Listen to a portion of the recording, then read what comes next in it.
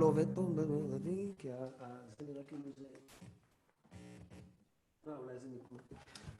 הוא מתחיל בהליכה איטית שקולה ומדודה, כמו טורבו מאופק, השרירים החבוטים והנסיעה הארוכה משתחררים בתענוג בכל הגוף, מסתרגים ומתמתחים ונעשים שוכים ברוח שמצליף אבק וחור בין הפרצוף.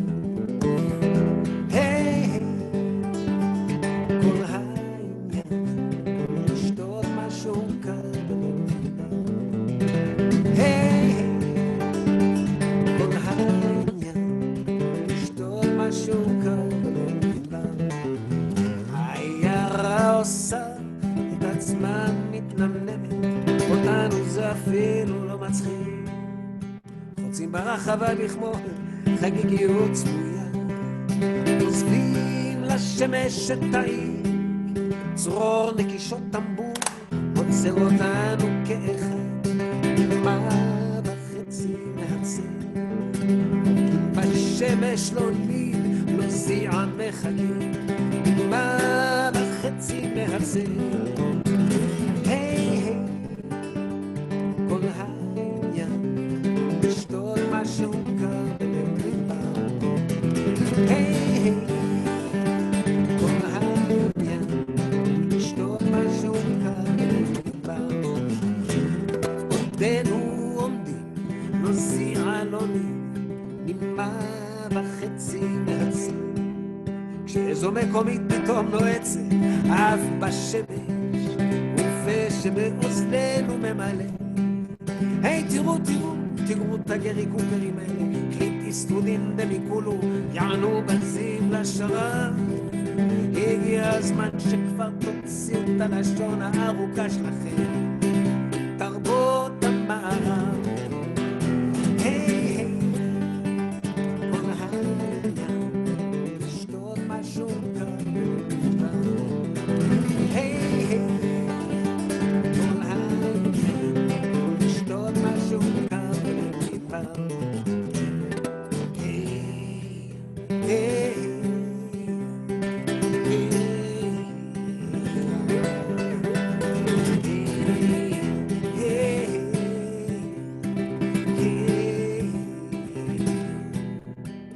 נימה וחצי מהצל אנחנו סובבים ונעים באיטיות מרבית, חוצים שקולים את הרחבה של המרכז המסחרי המעובד ונכנסים אל המכונית. אחר הצהריים נגיד מה עכשיו לאן עושים, לקחקחים בדרום, אולי נספיק עוד להרוג נוקי קטן של ערב ונצפה רמון. היי, כל העניין לשתות משהו קר. היי, כל העניין לשתות משהו קר. היי, כל העניין לשתות משהו קר.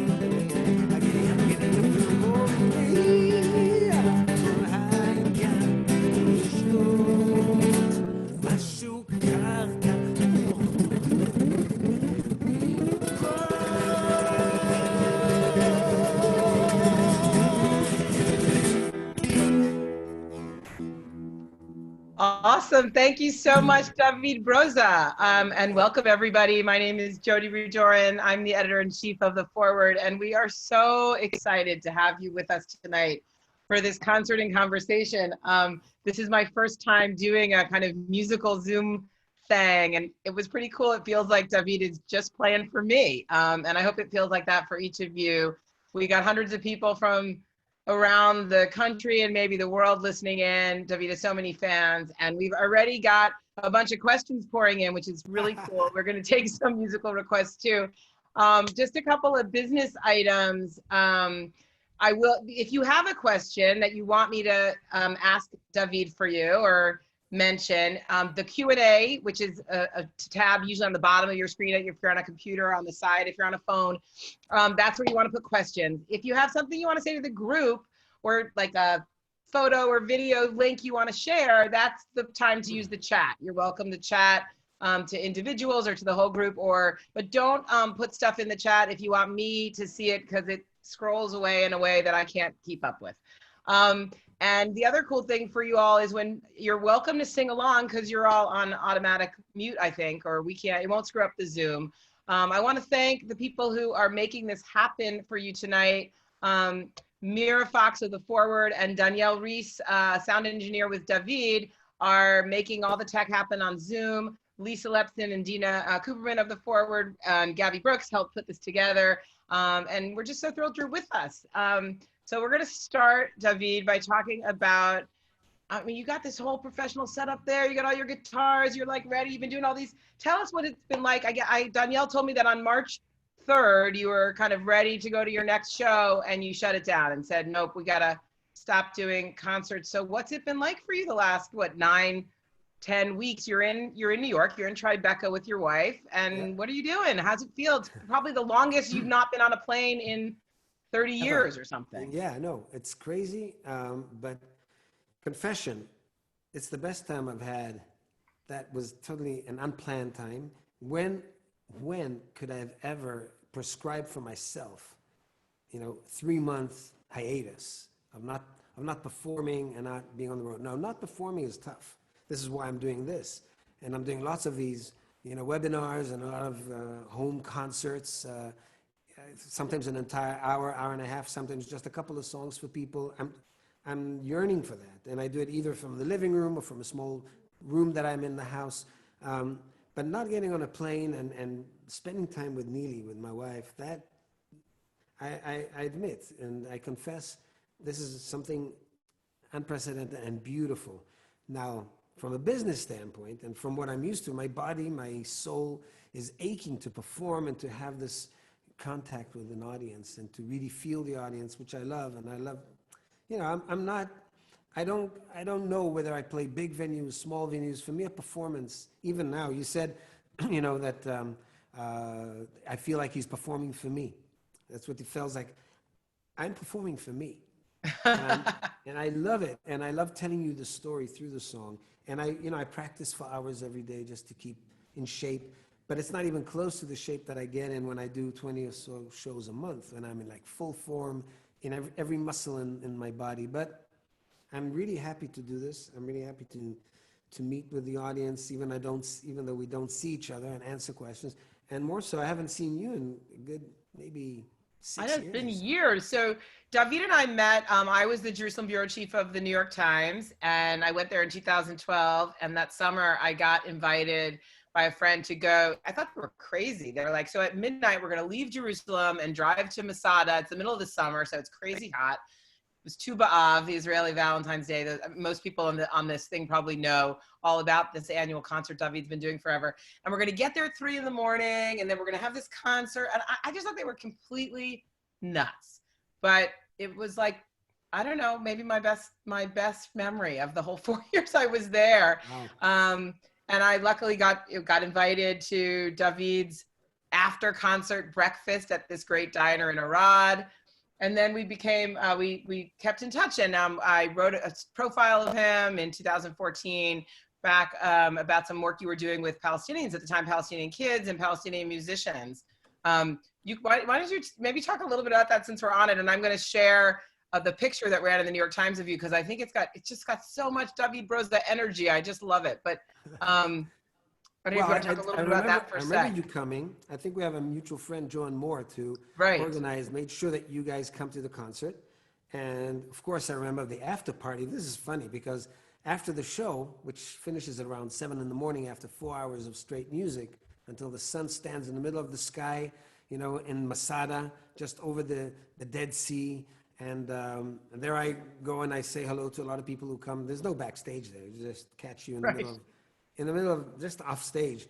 And I remember just telling everybody, okay, we're going to see you at the gas station at this little pub that's called Musa.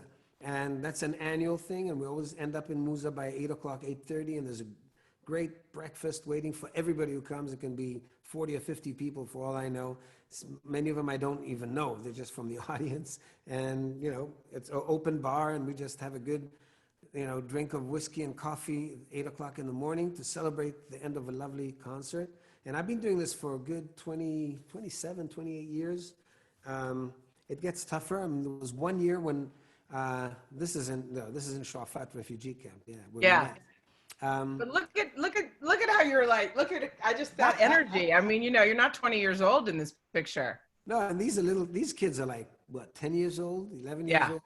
And they're looking at me like, okay, he's a force of nature. What is he trying to tell us? But really what we did with these kids is I gathered up to 50 kids at a time. Then it went to a smaller group because I had to separate the boys from the girls.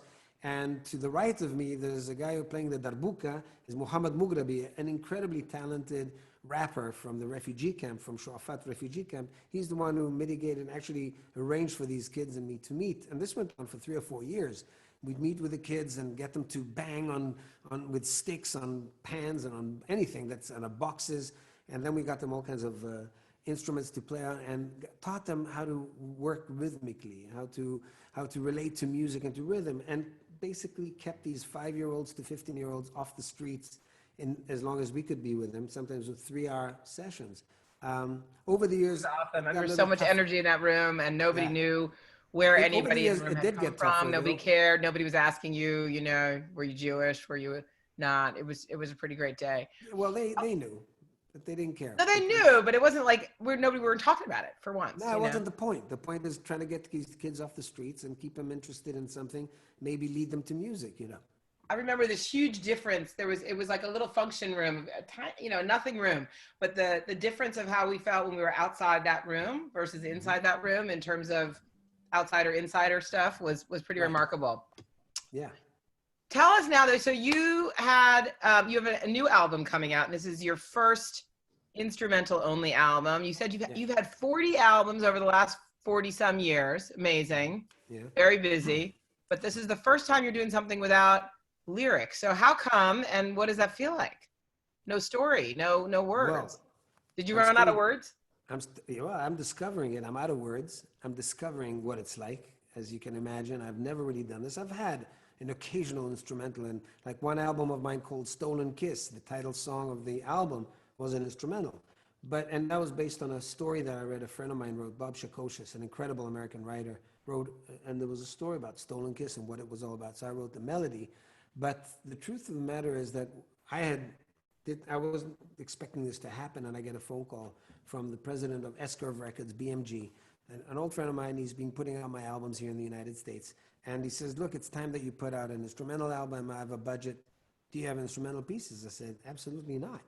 I don't. He says, well, put some together, thinking, Broza does these things pretty quickly. If you gave me lyrics or ideas for songs, I can write those songs in a week, an entire album probably. But instrumental is telling a story through a melody without saying a word. And it's a different type of a craft. And I had to study it in a sense, and I don't trust myself. So until I have a piece that I can actually sit in front of you and play for you, and be sure that I'm can you hear me? Yeah, I'm hearing a little buzz there. Be sure that I'm communicating with you. Until I have that, I don't trust my own judgment. So I mean, I would have to play like the new piece that I have is it's called Tears for Barcelona. Can I hear you at all?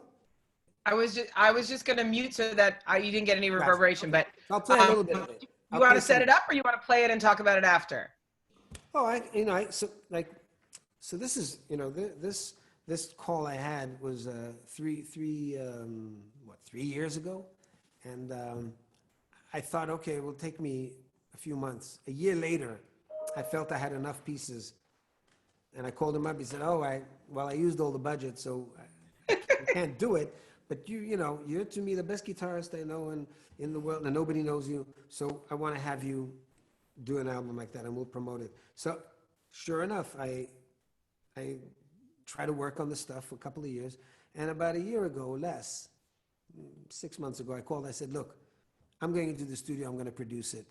Let's get this whole thing together. And that's how BMG and Steve Greenberg and everybody in Escrow Records here in New York took this project, and we released the first song 10 days ago. And the first one is called Tears for Barcelona, which I wouldn't have guessed that would be perfect for this time, because who would have known that we're going to be in this corona pandemic tragedy that's taking place. And I call it tragedy because it is tragic that the whole world is, basically locked up at home. And that no matter where I call, if it's Argentina right now, or Spain, or Israel, or wherever, you call the East Jerusalem, the West Bank, everybody's locked up and quarantined.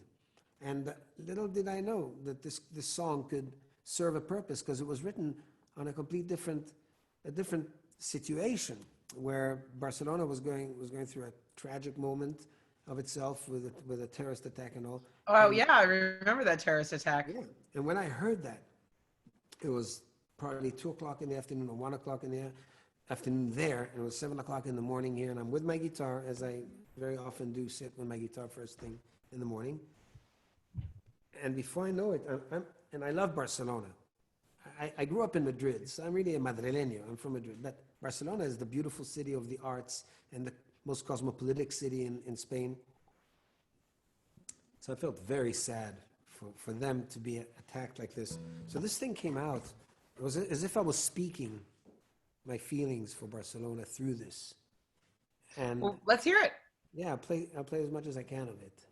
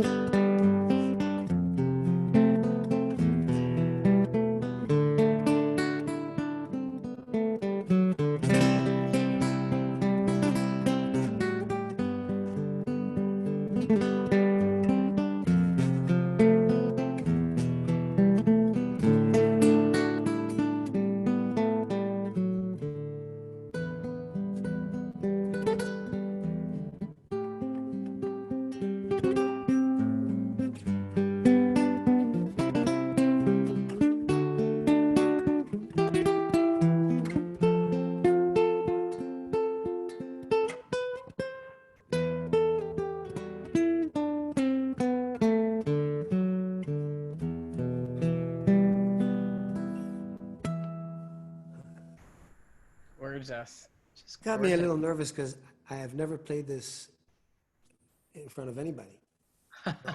Never? No, but you've been playing it for the last 10 days, right? No, I practice it, but no practicing is enough because you got to play this live, and I'm actually exposing myself now in front of an audience, and so I got So it was great. I got love it. nervous. So I was multitasking and looking at some of the questions we have, and I have like 3 or 4 people telling me that I am mispronouncing your name. Is it true that you never get called David? Everyone calls you just David? Right, David. Even in Israel? In Israel, my mother called me David when I was born. David So Broza. I don't know where I got that from. I'm so embarrassed. Thank you embarrassed very at all. much to Did the I stop 7 you? people who jumped in to say that I was wrong. I didn't. I never said anything because in Spain, for example, this morning. Yeah, aren't you David in Spain? So in Spain, I was interviewed this morning by Spanish national television, and so some guys who know me would call me David Broza, but the people who were hosting the show was David Broza. So it's like David Broza, David Broza. You get used to it. I forgive you, and I think it's sweet, David. It's funny. I can't get anyone in Israel to call me Jodi. They all call me Judy. No, And Jodi, but it's you can get people to call you David. It's I'm interesting. David. Tell us a little bit about you and Spain and Spanish guitar. You're trilingual. Spain is you are like Israeli, Spain, New York. It's all part of you. You're braided. You're like a challah. Well, you see, I was born in Haifa. So basically, I'm a Sabra. My mother was born in Tel Aviv. My grandmother is from Rehovot. So we're very much, many years already part of the formation of Israel. And when I was 12, well, of course, I was younger, and we moved from Haifa to Tel Aviv. But when I was 12, my parents moved to Madrid, Spain. So I spent my teenage years between 12 and 18 in Madrid, Spain, which are my formative years, and I was, of course, I was experimenting with music. I was in the arts. I was a painter. I did a lot of, I had a lot of private time because Spain was such a foreign place for me. I didn't speak neither English nor Spanish. And so I found myself alone painting, which I'd done before in Israel. And it was my pastime, it was my favorite pastime. Suddenly I picked up the guitar and I started playing, and I taught myself how to play. Got together with some friends in school. You're like 12 years old at this time, or how old? 12, 13, 14, these are, yeah. But I got into rock and roll very quickly, and I was not at all into Spanish guitar.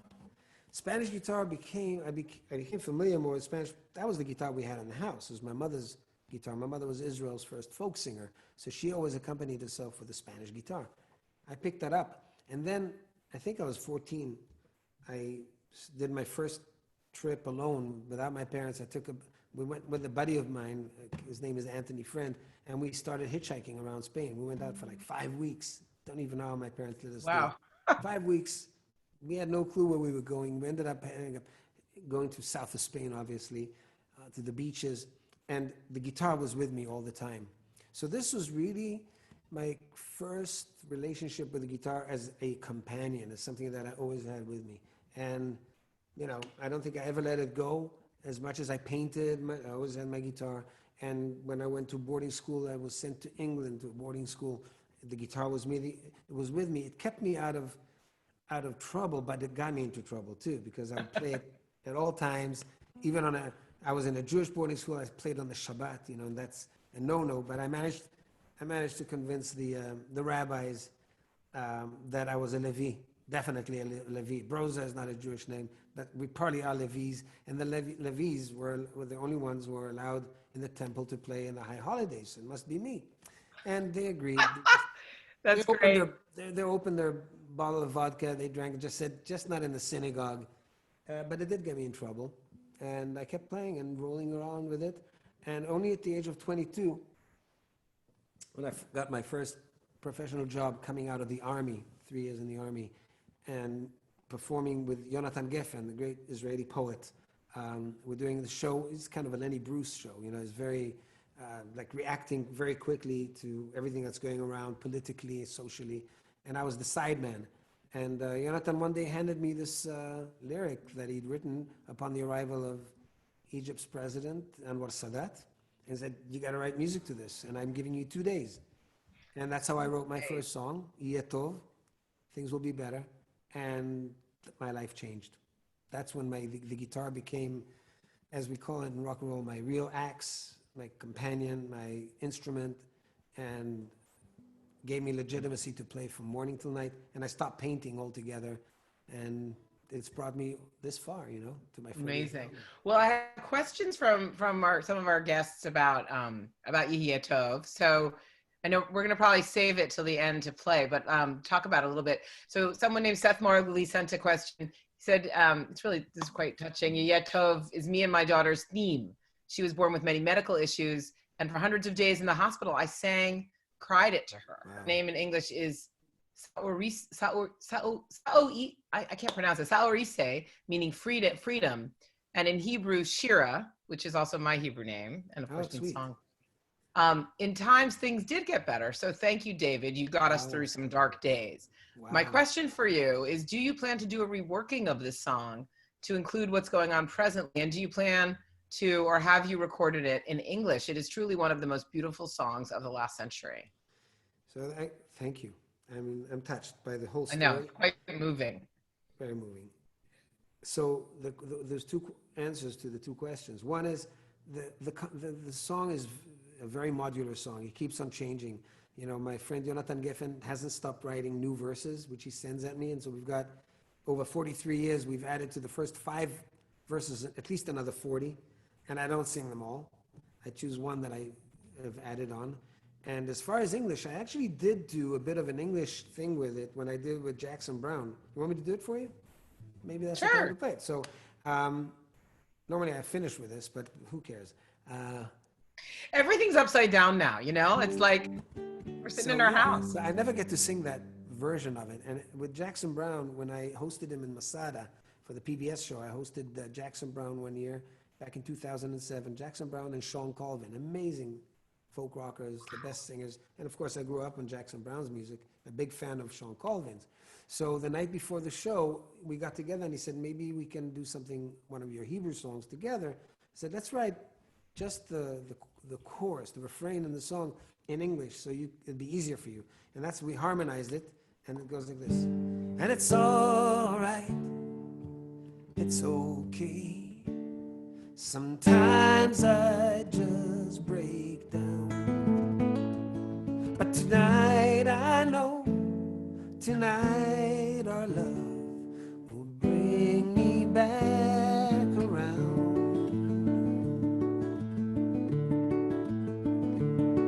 אני מביט מהחלום, וזה עושה לי די עצוב. האביב חלף עבר, מי יודע אם ישוב. הליצן היה למלך, תביא לי הליצן, ושכחתי את הדרך, אבל אני עוד כאן, ויהיה טוב, יהיה טוב, כן. לפעמים אני נשבר, אז הלילה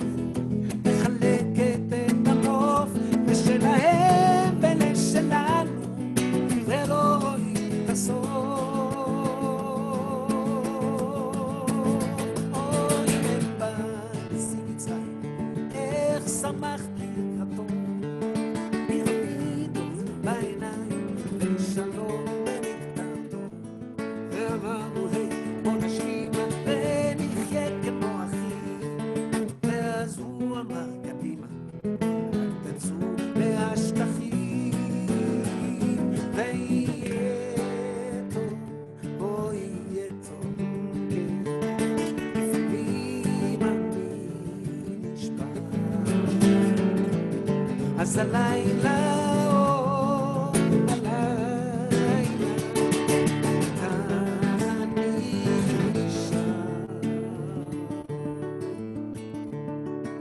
So, having told you about the number of verses that have been added over the years, there's one that I've added, which goes, and I'll translate it so everybody's on the same page. This one goes, says that we shall learn to live together under the olive trees, and the children will grow up knowing no more wars, no terror, and no frontiers. And the fresh new grass will grow over the graveyards for love and peace. For after 100 years of war, we haven't and will not lose hope. עוד נלמד לחיות ביחד בין חורשות עצי זיתים, ילדים יחיו בלי פחד, בגבולות בלי מקלטים, הגברים יפרח הכסף לשלום,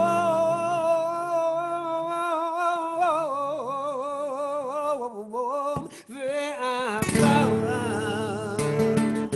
מאה שנים של חטא, עוד לא אבדה התקווה. And it's alright, it's okay. Sometimes I just break down, but tonight I know, tonight our love bring me back around.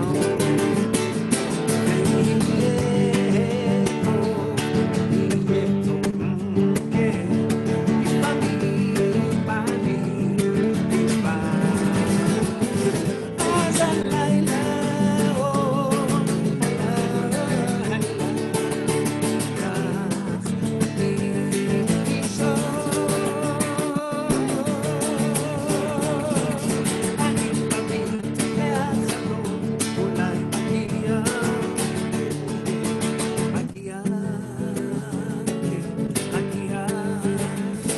יום חדש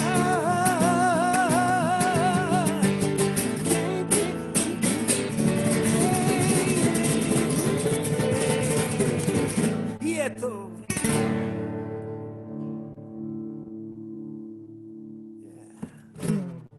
I don't know if Masada, you know? I don't know if people, I can't tell if people can see me or not, but I had to take my glasses off because I'm crying. I have texts from my friends telling me they're crying while watching you. Michael Clayman posted in the chat, he's heard the song 1,000 times and he still cries. Wow. And I mean, what's so amazing to me about this song, David, and I mean, I don't want to get political here, but it's so essential to what it means to be Israeli and living there. It's just because, and I love that you keep writing these new verses. Yeah. And the question of will you write one about coronavirus is really interesting, but it's like, this is the song of hope, and yet it's so inspiring, but it's also so sad, right? Because these things that you hoped for in 1977, so many of them remain unresolved. So I know I've asked you this before, and I know probably every interviewer asks you this, but you play that song, I don't know, 100, 200, 300 times a year. Are you kidding? 700 times, I don't know, a lot of times. That's for breakfast. And it's like, how do you keep that hope and not feel so sad for all the verses that are unresolved? What am I going to keep otherwise? Despair? Cynicism? Nah. It's like a baby, yearning to have a little bit, another drop of his mother's milk.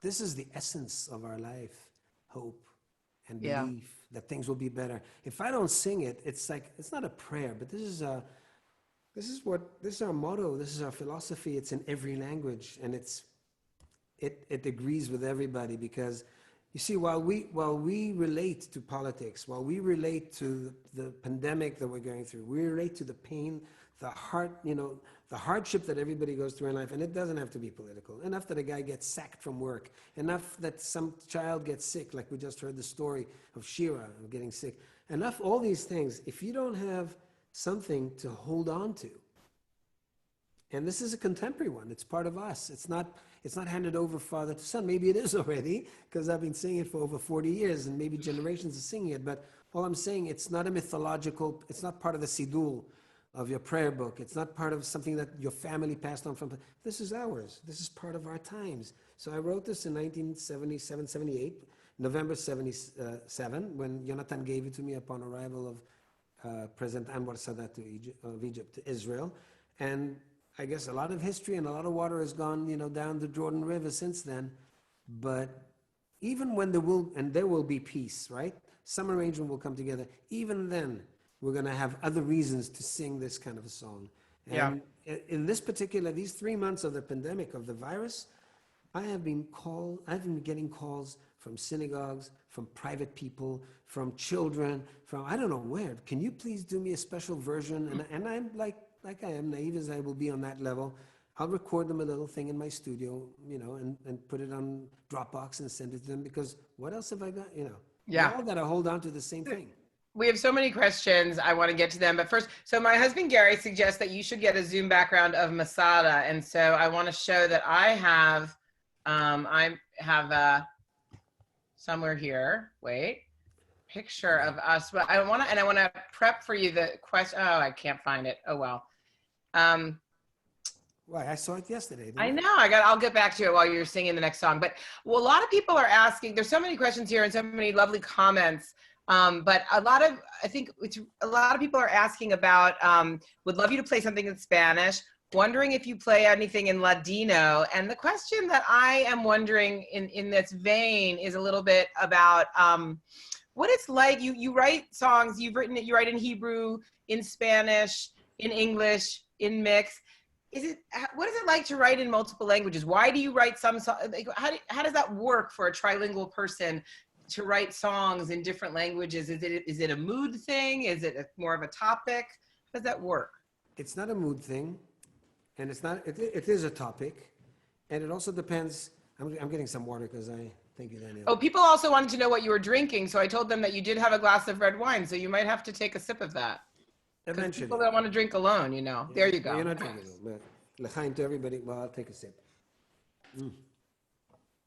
But you say I'm trilingual. Oh, I like pasta. I'm trilingual. We took a virtual pasta making class. All right, I'm going to find the picture another way while you're singing. Sorry. I'll tell it as it is. First of all, in most of my albums, I don't write my own lyrics. So I collaborate with Yonatan Geffen on lyrics, a great poet. Meir Ariel, may he rest in peace, which is the number I opened up with. Hainun Betzorei Yom. Natan Alterman, Israeli poet. Then I will sing Federico Garcia Lorca in Spanish. I'll sing Elizabeth Bishop in English. I'll sing Walt Whitman in English. I'll sing Matthew Graham, Liam Rector. You can just jump around like that in one concert in one night? It doesn't mess up your brain? I certainly do it. No, it doesn't mess up. This is what I live, and I see. This morning I woke up to an interview with a Spanish television and Spanish radio, and I was amazed. Like really, I had to explain everything, tell the same stories I do in Spanish. It's part of my life, and I do sing. Spanish is like. You want a song in Spanish? I think they want a song in Spanish. Oh, someone's recommending Chileno Boys, which uses all three languages. That's in English. That's all English? Okay. Well, this is a simple song, very sweet song I wrote for a TV series in Spain. And it's called Raquel. Rachel, about a young girl who's a social worker in Madrid. She comes from an upper middle class.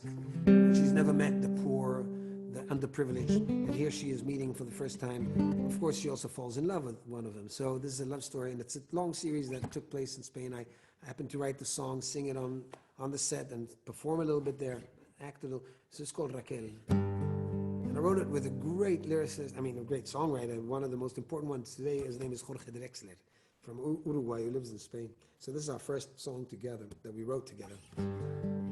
Busca mis ojos, toma mi mano, acércate. Este es tu sitio, esta es tu taza de café. No digas nada, dices con la mirada más de lo que crees. A la deriva llevas el alma en el timón, vas por la vida solo escuchando el corazón. Buscas un puerto, buscas un cielo abierto, lejos de dolor. Oh, oh, oh, oh, oh, oh, Raquel. Oh, oh, oh,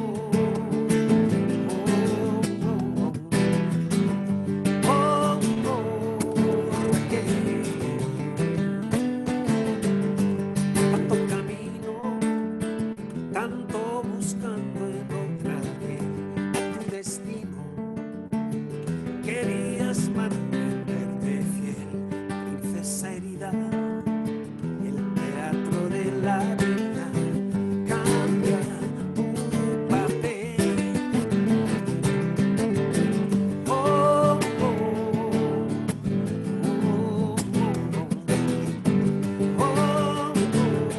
oh, Raquel.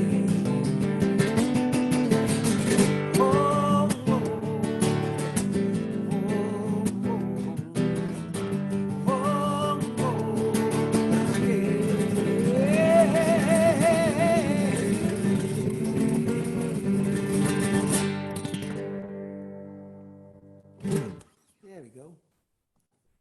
So awesome. Awesome. All right, I'm going to run through some questions before we run out of too much time. And also, I'll give you a choice of some of the requests to play. Okay. So first of all, my friend Amy Friedman wants you to know that she learned Ulpan Hebrew at Kibbutz Hanita, 100% to your lyrics, she said. She says, I've loved you always. All the way up in the northern border. Yeah. And her question is, how has your relationship with your audience changed over the many years of your career? And how has technology made you more or less intimate with those audiences? Well, the intimacy with audiences is really now, taking form and shape thanks to the virus pandemic that we're all quarantined. And I feel, and I've gotten some comments that for me playing in front of the camera the way I am, in front of the phone or whatever, is almost for an audience sitting like front row with no intrusion, nothing. You see, there's no microphones here. It's just us. And I think I couldn't ask for more. This is beautiful. It's interesting. So another question, Gary Baumser says, he saw you at the JCC in North Miami Beach and you were amazing. And he was asking if you prefer a large concert setting or a small intimate setting. And it's interesting because you really, I think, not all artists play regularly the range of venues that you do, because you do play a lot of small gigs for someone who can fill a big place. And it's interesting to think about that again now, where you have, the other day you had 67,000 people watching you, but you were sitting in the same spot now that we have a few hundred people. It's like interesting to think about that question of large or small. So normally, what is your answer to the large or small question in general? It's, to me, from my promoter's standpoint, my business partners, and of course from my own bank account, it's fantastic to have big venues. But to tell you about the longevity of my career, it's thanks to the fact that I will play in any venue under any circumstances, as long as it's the right conditions. We have to have good sound, good lighting, or good, like now. It's very personal. And as far as my relationship with the audience, I think as I've grown older in this business and I've created my persona, and I've learned to be a real performer. I used to be so shy. You know, I used to get on stage for years and years and years. I wouldn't talk. I would just play and I would mumble. And if I mumbled, I'm trying to say something, but I'm not sure I want anybody to hear what I have to say. And now I've learned how to take off, you know, and take on the stage. And Great. so I'm loving it. And I think the audience, whether it grows or not, it stays there. And sometimes I feel that it's getting a lot bigger than it was. And some of the younger audiences are getting exposed to me. But, you know, it's folk rock. It's not pop music. So yeah, it keeps going. Yeah, Gail Geffen is posting in the chat just that she saw you with 14,000 people, she said, at APAC, and now she's seeing you here in her own living room, which is kind of cool. So some of the requests I'm going to run through. So a couple people have asked for Sigaliot. Okay. Ted Schachter wants to know when's the album coming out and what's the name of it. So why don't you talk about that and also the production, the interesting backstory of who helped you produce it and all that. Okay, sure. Also, we have people are asking about Kevas Hahisha Asar and Isha Et, which I think a lot of people have also requested. I mean, I have plenty of water and wine, so put it all in your head. So, okay, starting with what do we start with? When is the album coming out? September, you said? The album is coming out around mid-September, around 18th or so of September. And the name of the album is also the album is En Casa Limón. En Casa Limón, and that's the backstory right there, right? So the Casa Limón is the name of the studio where I recorded, which is run and owned by the most amazing Spanish producer by the name of Javier Limón and his wife, Eva Alcantara. So it's called Casa Limón. It's a small studio in Madrid, but the beauty of it, I've recorded there in the past. 14 years ago, I did an album with Javier Limón called Parking Completo. And we recorded part of it in East Jerusalem and part of it in Madrid. But I hadn't seen him since really much, and I hadn't recorded with him. In this particular album, I was looking for somebody who would understand my guitar playing and the Spanish guitar. So, you know, I was reluctant to call him because he produced the greatest guitarist of all times, Paco de Lucía, the greatest guitarist, flamenco guitarist of all times, who passed away several years ago. And I knew it would be hard. So I called him, and my wife suggested one morning, so why didn't you just call him? So I texted him, and within a second he said, well, you know, I haven't done any guitar work, and I didn't want to do since Paco passed away. But on second thought, you know what, let's do it. And I sent him the material, and he loved it. Then I went to visit him, and we made a date for July. And so last July, I went to Madrid and went in knowing that the work will be based everything around my guitar playing. And so it was. He actually even gave me Paco de Lucía's guitars, which he left in the studio. Wow. There since he passed away. And I recorded almost the entire album on those guitars. Very different sounding than this one, and beautiful. You need different kind of technique to work in, and I adapted myself very quickly to it. So it's one of the best sounding albums I've ever made, and he's very proud of it. And so, yeah, we released this particular Tears for Barcelona, which should check it out on YouTube or on Spotify, because we have a quartet there. It's really beautifully dressed. Great. And then we'll be releasing in mid-July another single and another, and get the audience more and more. We will, just so everyone knows who's on here, everyone who registered for the Zoom, we will be sending out an email, which will have the video of this conversation. We'll also have some links in there to things like the Spotify or YouTube for the album and for Tears for Barcelona, which is already out, David's website, et cetera. So just so you can all follow up. And also everybody who registered will be eligible for a free month subscription to the Forward. So you'll put that in your email and you can sign up, and we hope that you do and follow all of our coverage of coronavirus and culture and everything else. We have an amazing story coming out Sunday. I'm not going to tell you what it's about, but it's really, truly a remarkable piece of work. And I can suggest also to anybody who enrolls and happens to be down by the financial district, they should make an appointment if you need to make one, I don't know, and go to the actual Forward offices, because they have a museum. Do they still have a museum there? We have the archive, yeah. It's the archive and the exhibit of how it all started back in 1917 or 16 with the Bolshevik Revolution, and I don't know. Yeah. I'm in awe of the family that runs it, of the story of the Forward. The history and legacy is so incredible. And actually, we just created a new partnership with something called the Urban Archive. I think it's called the Urban Archive. It's an app on your phone that has overlays of historic photographs and stories with locations in New York City. And they've taken 100 of our archival photos, and as well as places from other ethnic publications and other archives. And as you kind of look at your Google map around New York City, you can see these stories pop. It's pretty incredible. I have a few questions here about East Jerusalem, West Jerusalem, which was the album you produced in 2014 with Saeed Murad. And people are asking, what was the reaction to it? What has happened to that collaboration since then? Some other questions like that. So you want to take that on first? Yeah, before I sing another song. So sure, East Jerusalem, West Jerusalem was... Maybe you can sing something from that if you want. I don't know. Of course. It was an amazing experience for me. First time I document something and actually edit it into a film. I've always documented, never did anything with it. This one had a story that I wanted to tell. And the album was phenomenal. And we brought in Steve Earle, the great Steve Earle, American singer-songwriter who's made an incredible impact on me, and had him come out to be the producer. And he was kind of a middleman. He'd never been to the Middle East. He'd never been to Israel. He wrote a song, an album called Jerusalem. So this was, as he says, it made him legit. And it was a great collaboration, not just me and Saeed. Saeed was, it's his studio, but with Issa Frej, the cinematographer who actually got in front of the camera and spoke with me candidly about what it's like being in our relationship. And it exposed, I think, a side of the power of music to bring people together. And true, because I'm Israeli and I care so much about, you know, bringing people together and having a chance for conflict resolution, and music is my real only tool that I can use that I know of.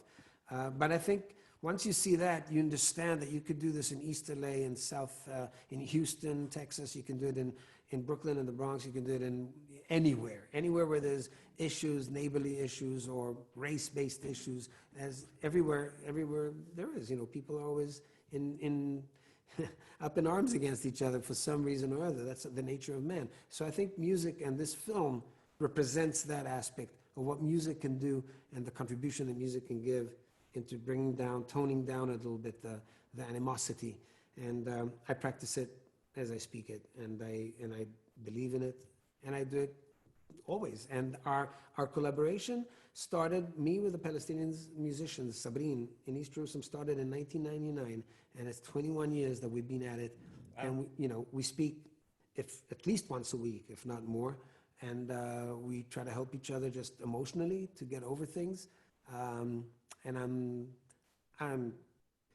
it was a life-changing experience to start my journey in East Jerusalem and until today. That film depicts 8 days out of the 21 years that I've been there. So intense. Yeah. So I have so many requests. The ones you've already heard: Tachat Hashantim, More Haisha Shiti. What do you at the bridge? Chileno Boys. There's a lot of them. So pick what you want and play us something.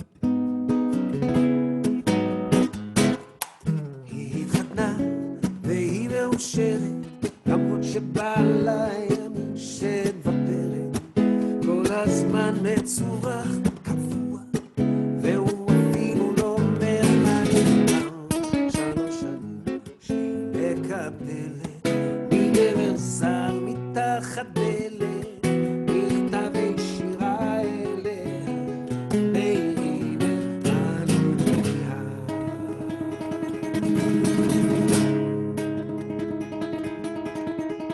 מי זה כותב לך ילדונת גלי מי שולח זה פרחים סגור שהאביב פורח מבקשי לחולמו ולמלך בשם רמז, שולח לך סיגליות בזה קשור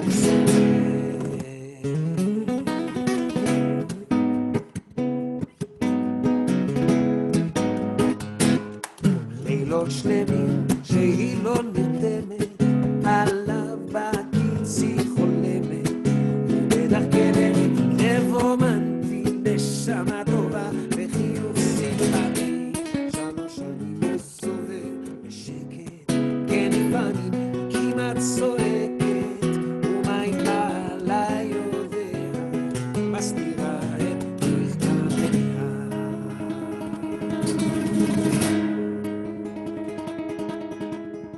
מי זה כותב לך ילדוני גלי מי שולח זר פרחים סגול שהאביב פורח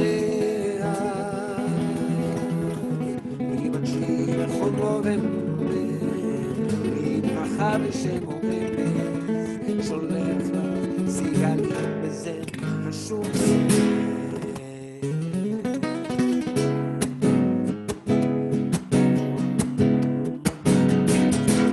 כשבעלה חוזר הביתה העיף בעבודה זורק מבט שלמטה לא אומר כן והוא יודע אם היא תתאבד השתנה כן זהו שכותב אליה הוא האהוב חלומותיה ומה אם בעלה יודע מסתירה את מכתביה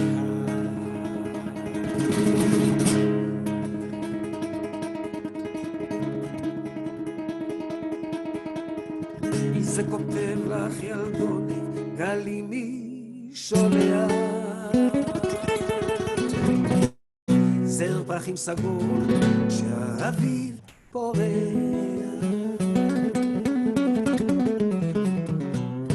תיפגשי בכל נובמבר היא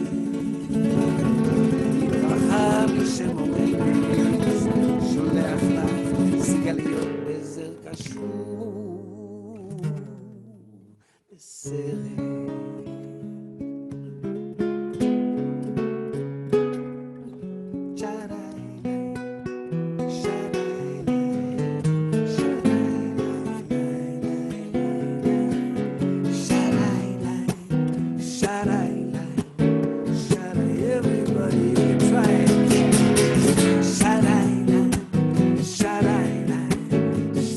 Jodi, you're in Masada right now, right?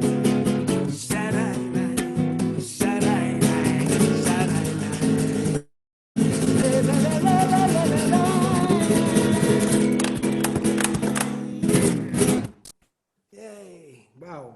Wow. I'm watching you in Masada, and it just makes me want to leap into that picture. And you said so the concert's not canceled, it's postponed, right? Oh yeah, all concerts are postponed. I mean, hopefully we'll have one maybe on October 1st, but we don't know yet. So just follow me on my... It'll be there when it's when you're ready. It's there. It's been there for 2,000 years. It'll be there when I'm ready. So it's almost 8 o'clock, and I don't even know if we advertise this for an hour or more. I don't know if we have more time. I mean, you have a little more time? Should we run through some more of these requests? If people are signing off, I do want to just thank you again for coming. Thank David Broza and Danielle Reese for helping us produce this. Thank Mira Fox and Lisa Lepson and Dina Cooperman and Gabby Brooks of The Forward who helped us get you all here.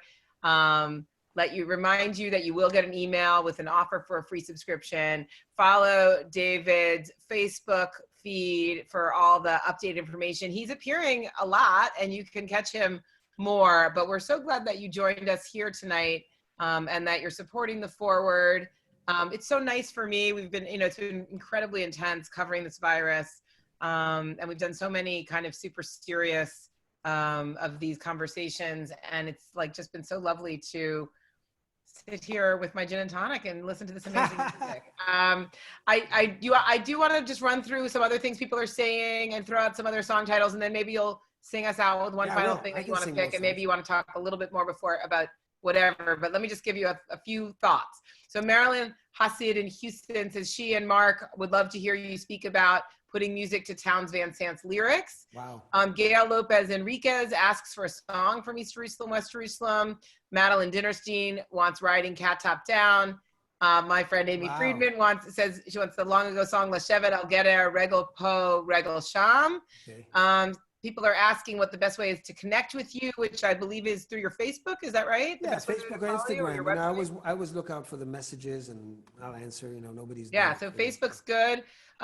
Lisa is saying, how about Night in Wyoming? If you remember the lyrics. Someone is asking if you experience anti-Semitic sentiments when you're in Spain, which is a pretty heavy question for the end here. We talked about East Jerusalem. People again asking for Sigaliot. Yeah, let's stop here. Just a sec, Jodi. Let's stop here. That was an interesting question because people have this notion that Spain is anti-Semitic, and it's not. There's whatever happens between Spain and politics, it's normally based on, the relationship that the Spanish governments have with Arab countries. And over the years, there had been situations certainly until the late 70s, where Spain was boycotting Israel, didn't even have a relationship with them. But truth of the matter that about 2/3 of Spain has some Jewish blood in them, and happens more than not when I perform. When I perform, I go in Spain, especially in the 3 years that I was releasing albums there between 2000 and 2004.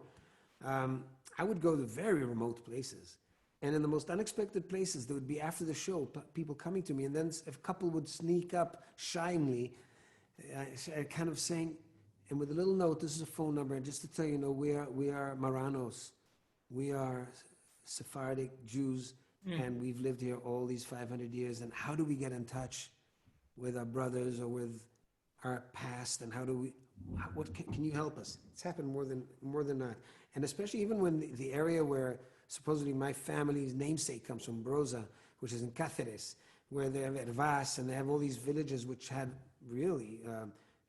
Hid Jews there for hundreds and hundreds of years till today. And they carry on these traditions of lighting the candles, the Sabbath candles behind curtains so nobody sees. Spain is a fascinating place, fascinating. And if there is any anti-Semitism, it becomes from people who are miserable anyway and have nothing else to pour their sadness or the anger at, like in any place.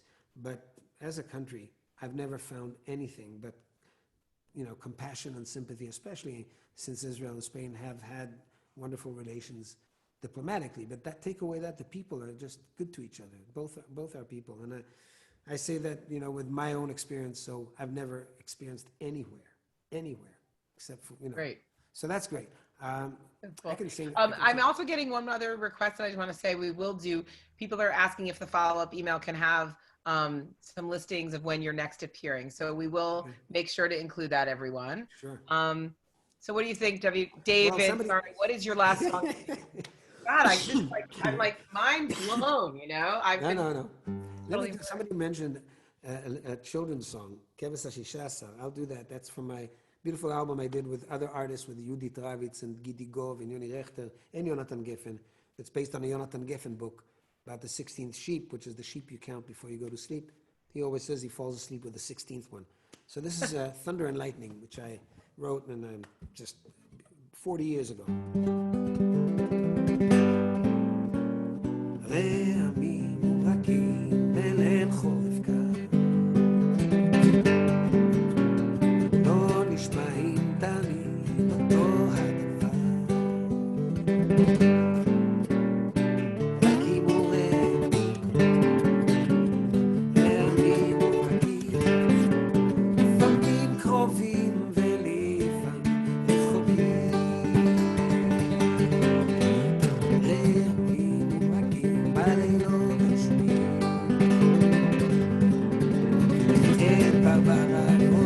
אבל את הרם שומעים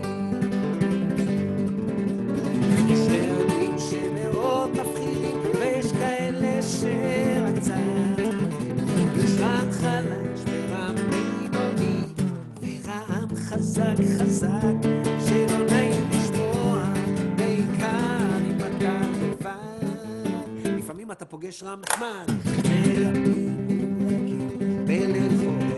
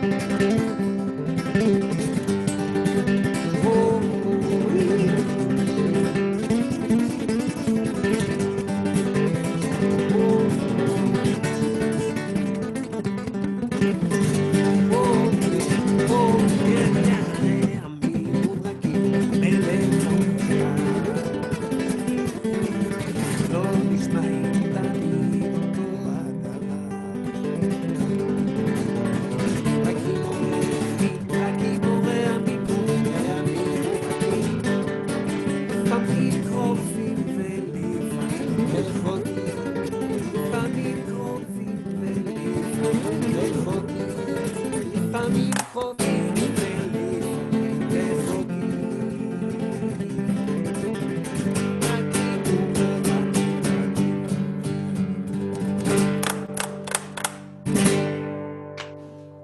Amazing.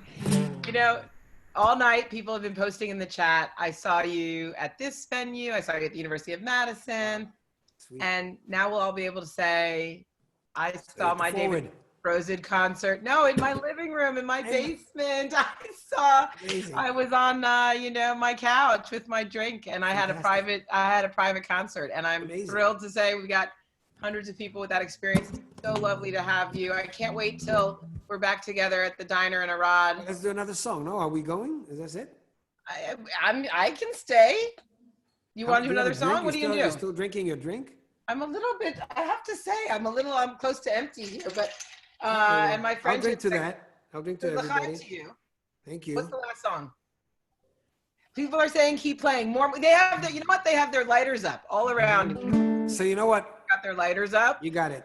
So I'll sing one more song. It belongs to the picture where you are just now have posted, which is Masada, sunrise, exactly that time. It's called Under the Sky, Mitachat HaShamayim.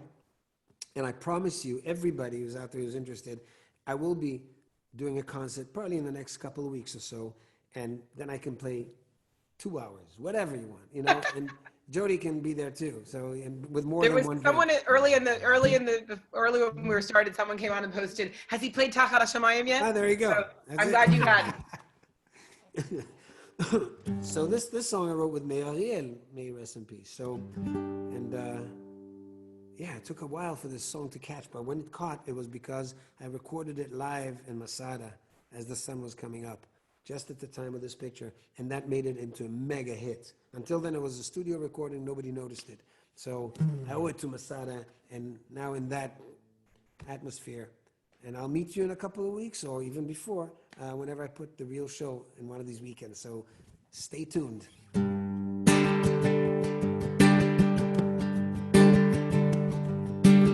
באנו לכאן, מתחת השמיים,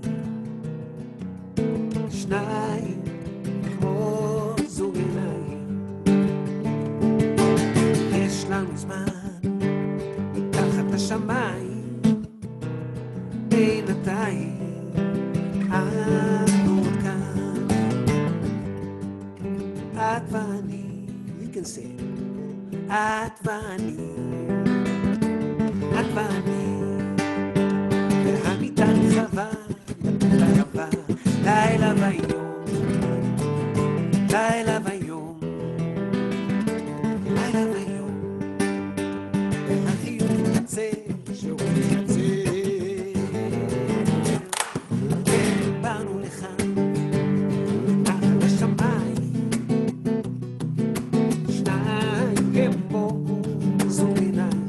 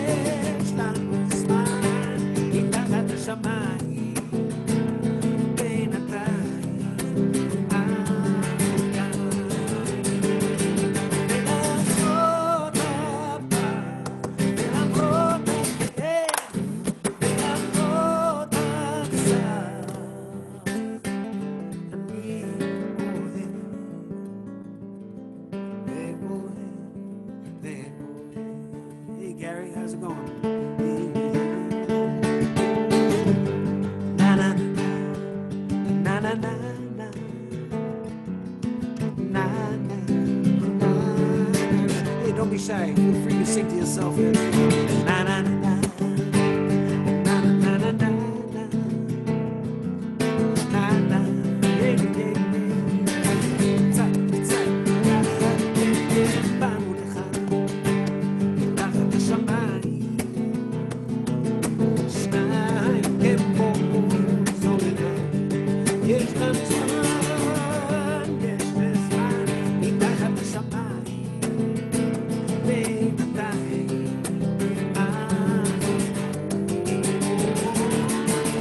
באנו לך מתחת השמיים. כן, שניים כמו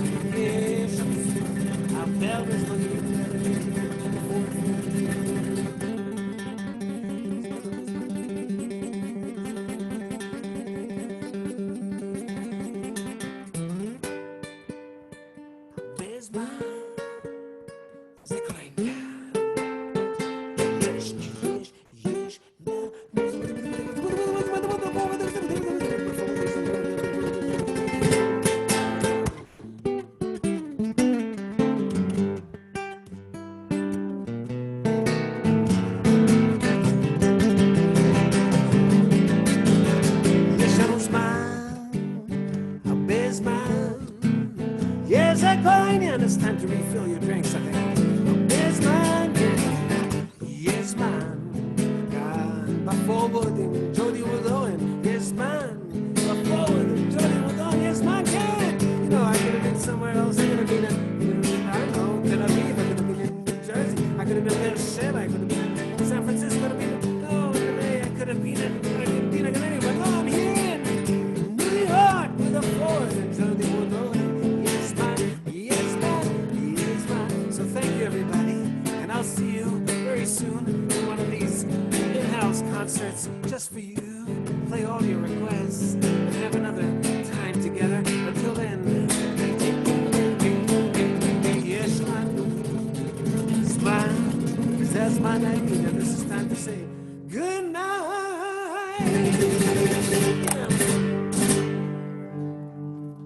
Thank you. Thank you, Jodi. David, toda rabba lecha v'lekulam. Thank you so much. Be well. It's fun.